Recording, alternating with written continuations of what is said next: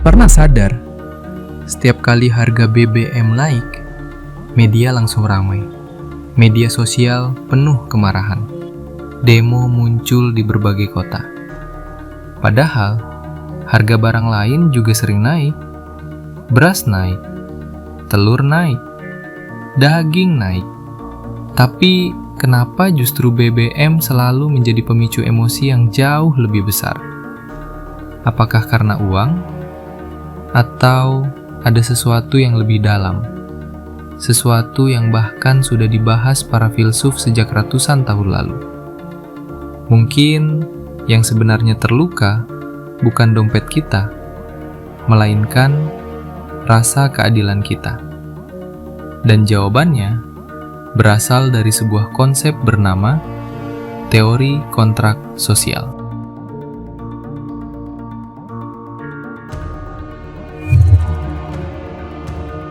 Kalau dipikir-pikir, BBM hanyalah cairan. Ia tidak bisa dimakan, tidak bisa dipakai, tidak bisa disimpan lama. Namun, ketika harganya naik, efeknya terasa ke seluruh kehidupan. Biaya transportasi naik, ongkos distribusi naik, harga makanan ikut naik, tarif logistik naik, biaya produksi meningkat. Dalam hitungan minggu, hampir semua barang ikut terdorong naik. Karena itu, masyarakat tidak melihat BBM sebagai sekedar bensin, tetapi sebagai simbol biaya hidup. Ketika simbol itu berubah, rasa aman ikut berubah.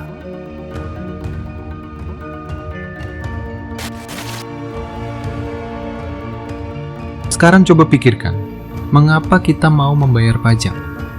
Mengapa kita menaati aturan lalu lintas? Mengapa kita menerima adanya pemerintah?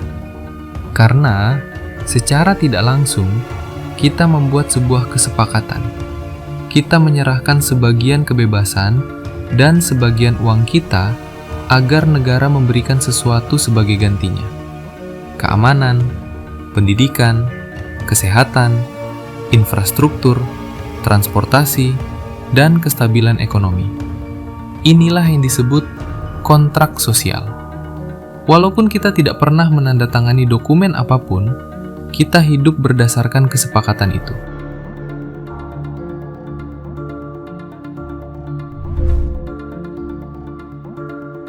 Pada abad ke-17, filsuf Inggris Thomas Hobbes berpendapat, tanpa negara, manusia akan hidup dalam kekacauan.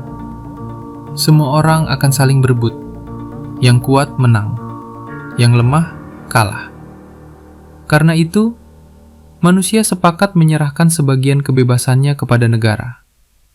Sebagai gantinya, negara wajib menjaga ketertiban. Artinya, ketika negara gagal menjaga stabilitas, masyarakat mulai mempertanyakan kontrak tersebut.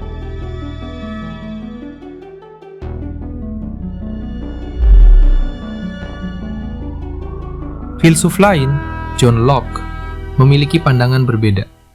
Menurut Locke, pemerintah bukan pemilik rakyat. Pemerintah hanyalah pelayan masyarakat. Jika pemerintah gagal melindungi hak-hak dasar, maka masyarakat berhak mengkritik. Hak hidup, hak memiliki harta, hak mencari nafkah. Ketika harga BBM naik, sebagian masyarakat merasa kemampuan mereka mencari nafkah ikut terganggu. Disinilah emosi mulai muncul.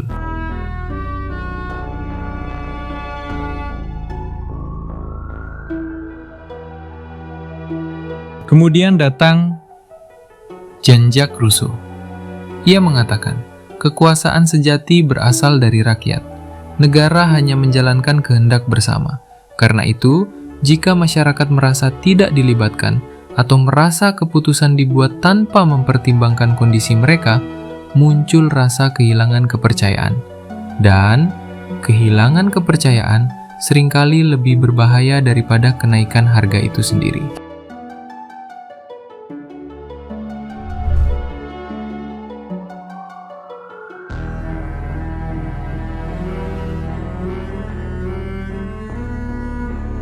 Menariknya, kenaikan BBM tidak selalu memicu kemarahan yang sama di setiap negara. Mengapa? Karena yang dinilai masyarakat bukan hanya angka, tetapi kepercayaan. Jika warga percaya uang pajak dikelola dengan baik, transportasi publik bagus, pelayanan negara memadai, mereka cenderung lebih menerima kebijakan yang sulit. Sebaliknya, jika kepercayaan rendah, kenaikan sekecil apapun bisa menjadi pemicu ledakan emosi. Jadi, yang diuji bukan hanya harga, melainkan hubungan antara rakyat dan negara.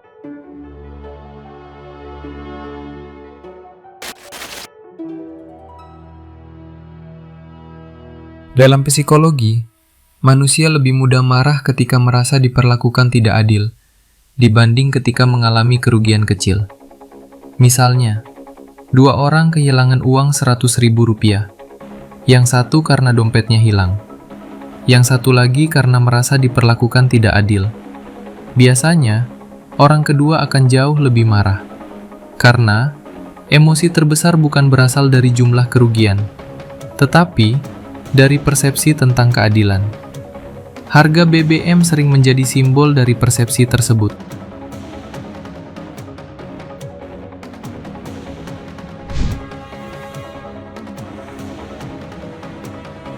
Ini pertanyaan penting. Apakah setiap kenaikan BBM pasti buruk? Belum tentu. Dalam banyak kondisi, harga energi dunia bisa naik, subsidi bisa membengkak, anggaran negara memiliki keterbatasan.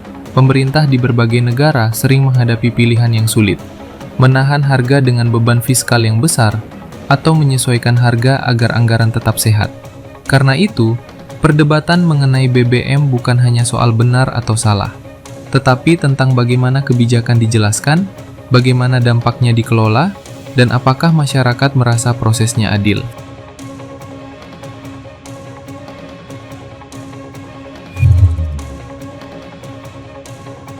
Ada satu hal yang sering terlupakan. Bukan hanya keputusan yang dinilai masyarakat, tetapi cara keputusan itu dijelaskan. Manusia lebih mudah menerima kabar buruk jika mereka memahami alasannya. Ketika pemerintah menjelaskan mengapa harga harus naik, bagaimana dana akan digunakan, dan siapa yang akan dilindungi, tingkat penerimaan biasanya meningkat. Sebaliknya, ketika informasi terasa minim atau berubah-ubah, muncul ruang kosong. Dan ruang kosong sering diisi oleh spekulasi, isu, rumor, hoax, ketidakpercayaan. Pada akhirnya, yang membakar emosi bukan sekedar angka di papan SPB, melainkan ketidakpastian.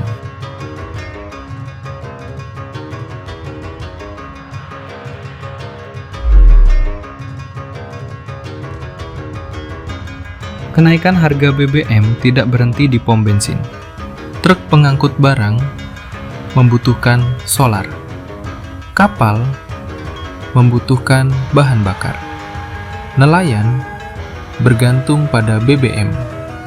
Petani menggunakan mesin. Pabrik mengirim produk setiap hari. Artinya, ketika biaya energi naik, rantainya menjalar ke hampir seluruh sektor.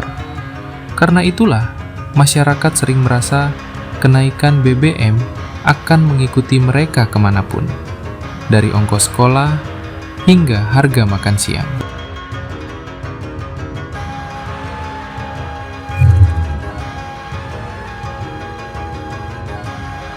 Dulu, orang marah di lingkungan sekitar. Hari ini, satu unggahan bisa dilihat jutaan orang. Algoritma media sosial cenderung mendorong konten yang memancing reaksi. Marah, takut, kaget, sedih. Semakin kuat emosinya, semakin besar peluangnya untuk menyebar. Akibatnya, kemarahan yang awalnya bersifat pribadi bisa berubah menjadi kemarahan kolektif dalam hitungan jam.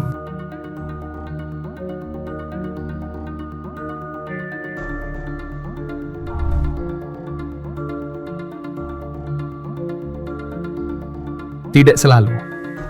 Dalam negara demokrasi, demonstrasi adalah salah satu cara masyarakat menyampaikan pendapat. Sebagian orang turun ke jalan karena ingin didengar. Sebagian lagi ingin meminta penjelasan. Ada pula yang benar-benar menolak kebijakan. Motivasinya tidak selalu sama. Karena itu, melihat demonstrasi tidak cukup hanya dari jumlah pesertanya, tetapi juga dari pesan yang ingin mereka sampaikan.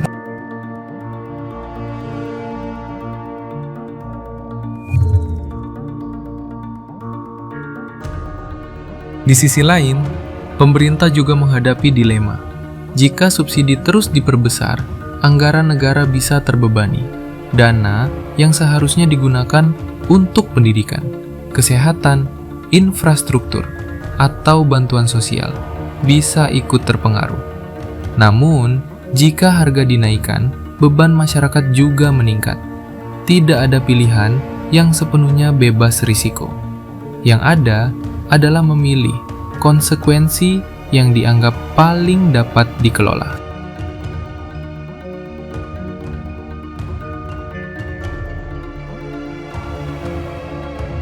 Berbagai negara pernah mengalami tantangan serupa. Ada yang berhasil meredam gejolak, ada pula yang menghadapi protes besar.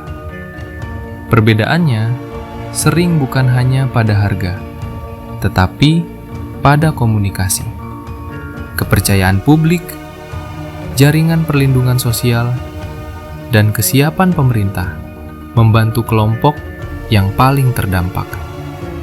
Dari sini kita belajar bahwa kebijakan ekonomi tidak berdiri sendiri. Ia selalu berkaitan dengan hubungan antara negara dan masyarakatnya.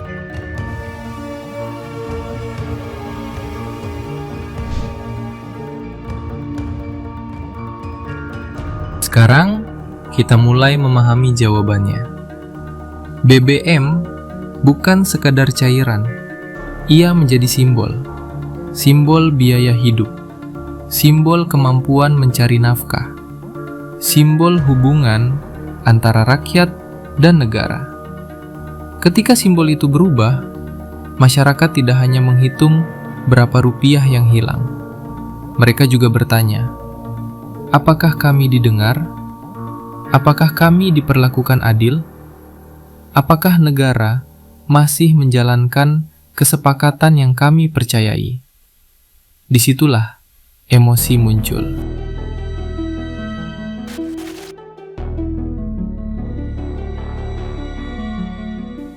Teori kontrak sosial mengajarkan bahwa negara dan masyarakat hidup dalam sebuah kesepakatan yang tidak tertulis. Ketika salah satu pihak merasa kesepakatan itu tidak berjalan sebagaimana mestinya, muncullah kritik, protes, bahkan kemarahan. Pada akhirnya, pertanyaan yang lebih penting bukanlah mengapa harga BBM naik, tetapi bagaimana sebuah negara menjaga kepercayaan rakyat ketika harus mengambil keputusan yang sulit. Karena kepercayaan seringkali jauh lebih berharga daripada sekedar harga bensin.